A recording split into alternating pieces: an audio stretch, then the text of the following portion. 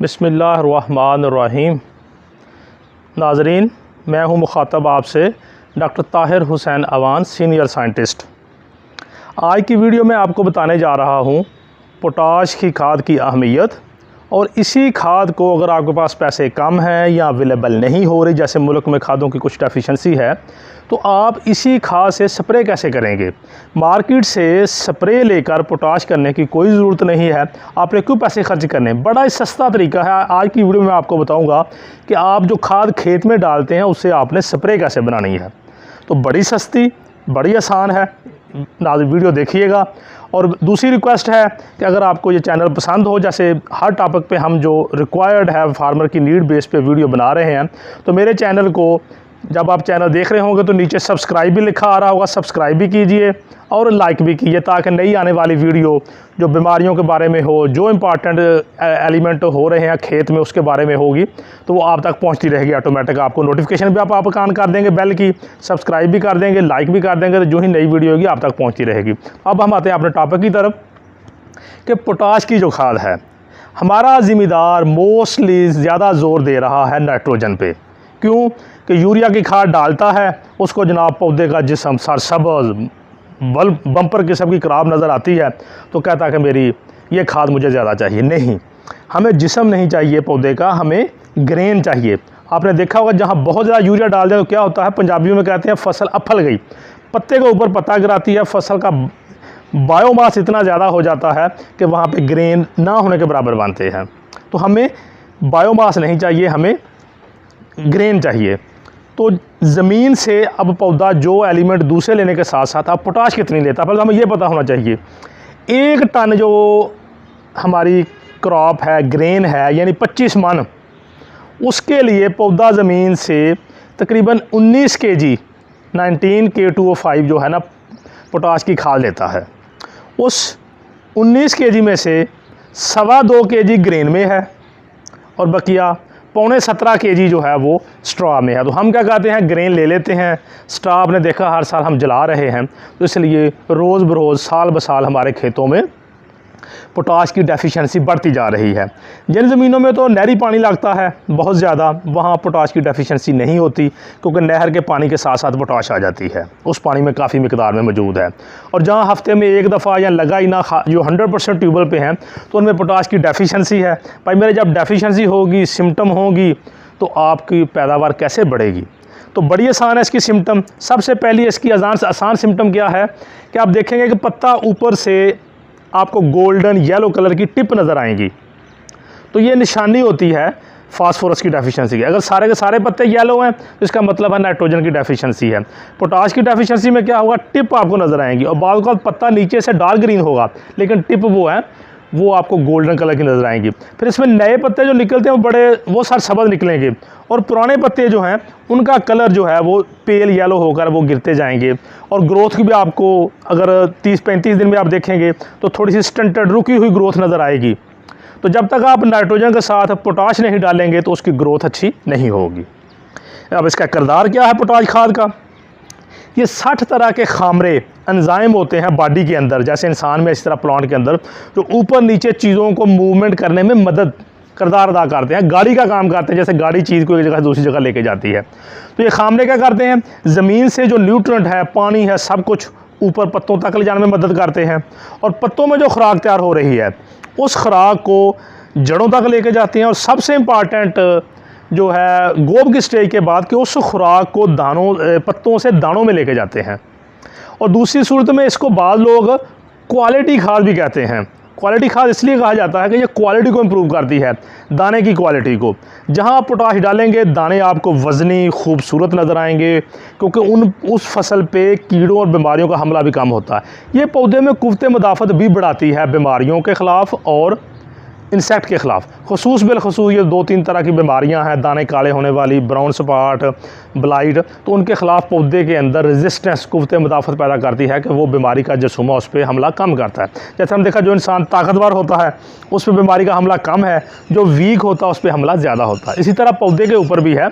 आपने देखा होगा जिस्म इंसान का मोटा हो तो वो ताकत वाला नहीं है, ताकतवर वो है जिसके अंदर से जो स्ट्रॉन्ग है। तो हमने पौधे को अंदर से स्ट्रॉन्ग करना है, उसके लिए हमें पोटाश चाहिए। और दूसरा ये गिरने से फसल को बचाती है, क्योंकि जो पौधे का बॉडी जो स्टेम उसका खड़ा है वो सेलुलोज पे बेस कर रहा है। उस सेलुलोज को बनाने में और स्ट्रॉन्ग करने में पोटाश का बहुत किरदार है। इसलिए किसान भाइयों, ये नाइट्रोजन के साथ साथ फास्फोरस और पोटाश 3 बड़ी खादें हैं, 2 छोटी हैं, जिंक अमूमन और कभी कभार बोरान। इसलिए नाइट्रोजन पे जोर नहीं देना, पोटाश पे भी। और पोटाश जो हम नॉर्मल ज़मीन के लिए तकरीबन 50 मन पैदावार लेने के लिए हम कहते हैं कि 1 बोरी डालें, आधी बोरी बेसल, आधी बोरी आप डालनी है गोब की स्टेज में। अब चूँकि मैक्सिमम हमारी फसलें गोब पे हैं और किसान भाइयों को आधी आधी बोरी फास्फोरस की पोटाश की यूरिया के साथ ज़रूर डालें। लेकिन महंगी है, ज़िम्मेदारों की हमें कॉलें आ रही हैं कि खाद बहुत महंगी है, कि हम स्प्रे कर सकते हैं? बिल्कुल कर सकते हैं। किस कंपनी का लेकर स्प्रे करें? भाई मेरे किसी कंपनी का लेकर स्प्रे नहीं करना, इसमें कोई रॉकेट साइंस नहीं है। आप इसी अपनी खाद से स्प्रे कर सकते हैं। मैं आज की वीडियो में आपको बताऊंगा कि आप वो स्प्रे कैसे कर सकते हैं, बहुत आसान है। तो ये तो होगी इसकी इम्पॉर्टेंस कि हमें पोटाश चाहिए, हम आग लगा रहे हैं, पराली जिसमें मैक्सिमम पोटाश है हम जला रहे हैं, वो सारा कुछ उड़ जाता है। तो स्प्रे कैसे करना है? खाद बहुत महंगी है, 10,000 से ऊपर बोरी हो चुकी है। तो 1 बोरी से आप 10 से 12 एकड़ में स्प्रे कर सकते हैं। तो उसमें हमने 2 खादें होती हैं कि पोटाशियम क्लोराइड है कि पोटाशियम सल्फेट है। तो क्लोराइड ऑलरेडी हमारी ज़मीनों में ज़्यादा है और दूसरा वो कम डिज़ॉल्व है पोटाशियम क्लोराइड पानी में। हमने कौन सी लेनी है? पोटाशियम सल्फेट खाद। वैसे तो पोटाशियम नाइट्रेट भी कुछ लोग अकबरी मंडी से लेकर स्प्रे कर लेते हैं, वो भी ठीक है। लेकिन हम वो बात कर रहे हैं जो आपके इलाके में, जहाँ भी आप बैठे हुए हैं पाकिस्तान में, पंजाब में, आपके इलाके में अवेलेबल आसानी के साथ, वह पोटाशियम सल्फेट जो पानी में सालुबल है। लेकिन सालुबिलिटी कम है, इतनी सालुबल नहीं है कि जैसे चीनी घोलेंगे तो ये घुल जाएगी। नहीं, ये एक तरीका है छोटा सा, बहुत आसान। क्या पानी को थोड़ा सा गर्म करना। सबसे पहले तो ये देखें कि हमें खाद कितनी चाहिए 1 एकड़ के लिए। तो 4 से 5 kg, क्योंकि हमने बनाना है 2% सोल्यूशन। अगर आपने 120 लीटर पानी लगाना है तो 4 kg खाद। अगर आपने 150 लीटर पानी स्प्रे करना है 1 एकड़ में तो फिर आपको चाहिए 5 kg खाद। 5 kg डालेंगे 50 किलो की बोरिया 10 एकड़ में होगी। 4 kg डालेंगे तकरीबन आपकी 12 एकड़ में स्प्रे हो जाएगी। अगर आप 2 स्प्रे कर लें, एक जब गोब से 4 दिन पहले और एक गोब पे 8 दिन के वक्फे से 2 स्प्रे कर लें, तो इंशाल्लाह आप देखेंगे कि आपको बहुत अच्छा रिजल्ट मिलेगा। क्वालिटी खाद की, फसल लाज नहीं करेगी, सब कुछ जैसे पहले फ़ायदे बताए आप सब हासिल करेंगे। अब वो जो सलूशन है वो तैयार कैसे करना?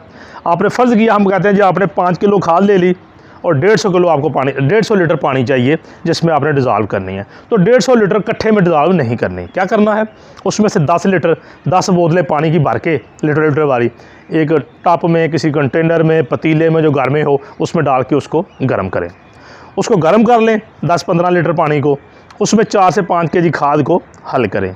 और जो हल किया आपने, जितनी हो गई है वो ऊपर से क्या करना, निथार लेना। पानी को आप अलहदा कंटेनर में डाल लें जिससे स्प्रे करनी है, उसमें और पानी गर्म करके उसमें डाल के उसको घुमाएं, हिलाएं। ये प्रोसेस आप कंटिन्यू रखें इंशाल्लाह। मेरा ख्याल है कि मैक्सिमम आप 15-15 लीटर पानी लेंगे तो 3 दफ़ा या 4 दफ़ा गर्म पानी डालने से वो खाद डिज़ॉल्व हो जाएगी। फ़र्ज़ किया किसी वजह से आपको फ़ील हो रहा कि अभी मज़ीद खाद पीछे रहती है, तो और पानी साथ गर्म रखा हो 10-15 लीटर उसमें डालें, उसको अच्छी तरह घुमाएं, हिलाएं और उस खाद पानी को ऊपर से निथार लें। गर्म कितना करना, कोई उबलता हुआ पानी नहीं चाहिए, इतना गर्म हो कि आपका हाथ ना लगे ना। वो तकरीबन पहुंच जाता है 40-50 डिग्री सेल्सियस पे, जिसमें आप हाथ नहीं रख सकते।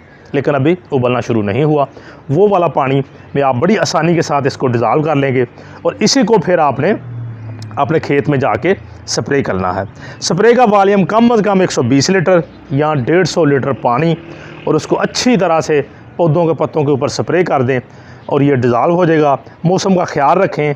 महकमा मौसमियात का आजकल अपना ऐप आई हुई है, ज़रूर देख लें कि बारिश तो एक्सपेक्टेड नहीं है उस दिन।